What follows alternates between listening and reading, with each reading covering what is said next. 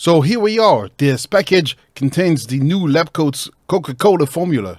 I was tasked with the analysis of the new Labcoatz Coca Cola formula, but I had to taste it for a more representative sample.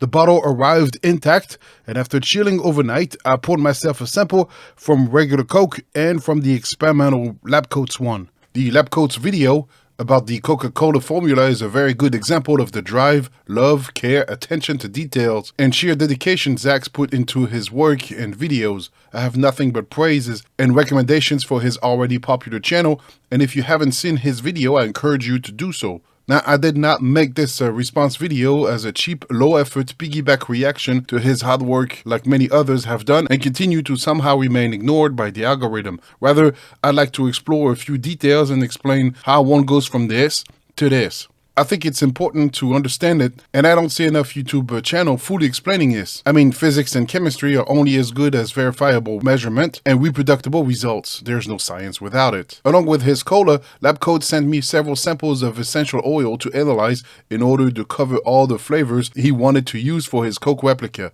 This allowed him to narrow down his search for the perfect combination of taste and arrive at this very good Coca-Cola clone. I don't drink pop too often unless it's got whiskey in it. Let me see. Yeah, so this is regular Coke. See, I can't even tell. Even though I know already, I can't even tell. This was not easy. It's pretty cool, man. Analytical chemistry has a few set of rules to maintain consistency and make sense of the results across many sample type and instrumentations. The sample preparation and analytical method is driven by the type of sample. The job of the analyst is to select the best preparation and analytical method that fits the type of samples we're dealing with. For example, here, the EPA method 8270 ECHO deals with semi-volatile organic compound by gas chromatograph and mass spectrometry. This procedure matches the sample matrix pretty well. In it, a more refined analytical method can be found for a specific type of molecule listed here. In our case, we don't know what we'll find, so we'll use a more general preparation method, but most exploit the solubility of organic compound in a non-water miscible solvent like DCM or hexane. Poor handling and preparation will yield shitty results, so it's vital the preparation is done correctly. I've shown how my mass spectrometer is good enough to detect a few picogram of stuff, so a dilution is needed to not overwhelm the detector, clog up the column, contaminate the liner, and so on. So what about those flavoring oils? The required amount of flavor oil would be dissolved in roughly 1 milliliter of food-grade alcohol. So a 1/1000 dilution of this already concentrated mixture diluted in 1.5 milliliters of DCM is more than enough to generate a good signal. Now if I set the time of acquisition on my instrument to 20 minutes and something comes out of the column after 25 minutes, I will not be able to see it. Similarly, if a very polar compound is present and I use a non-polar column like this MS5, or conversely a very polar column and a non-polar molecule, I will also not be able to see them. The temperature of the GC oven is also critical since it impacts the elution time and chemical stability of some molecules. To get these chromatogram of the total ion counts to align and match retention time, I had to use the same method and save it for Labcoatz future samples. Setting up all these parameters is part of the method development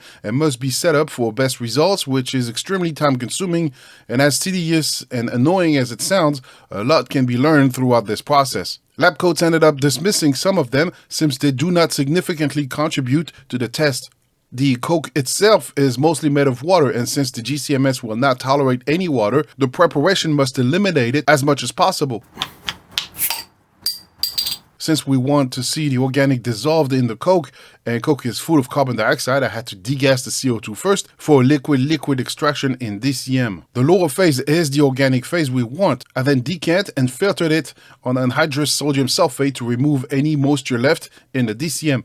Because DCM evaporates at a lower temperature than what's dissolved in it, I can let it stand until about 1 milliliters of the liquid remain. This concentrate is then stored in amber glass vials and used to inject 2 to 5 microliters of that.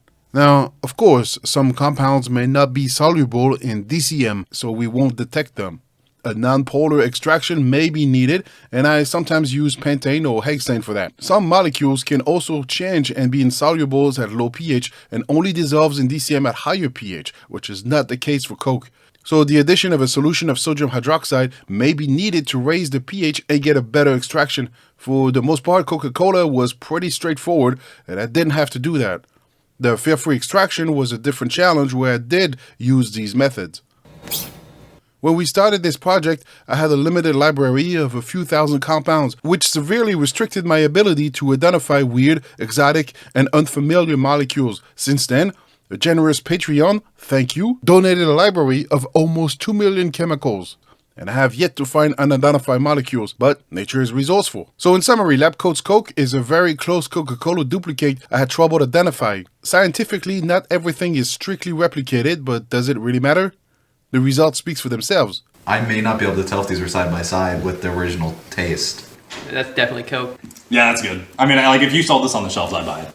Coca Cola was begging for someone to copy its recipe, and I think Labcoatz achieved this long overdue challenge thanks to his dedication, hard work, and a little bit of help. Now, if you're still watching, thank you for not falling asleep. If you're wondering about Pepsi, I also analyzed it. Pepsi has most of the same constituents and flavors, with a bit more lemony taste. The side-by-side comparison revealed this higher lemony concentration and more or less the same flavors Coca-Cola has. This video was absolutely not sponsored by Coca-Cola, but I wish it was. So, this is probably not your first YouTube video, and you know what to do. Thumbs up if you like it, subscribe if you want, Patreon, bell, share. I hope to see you again on the next one, and thank you for watching.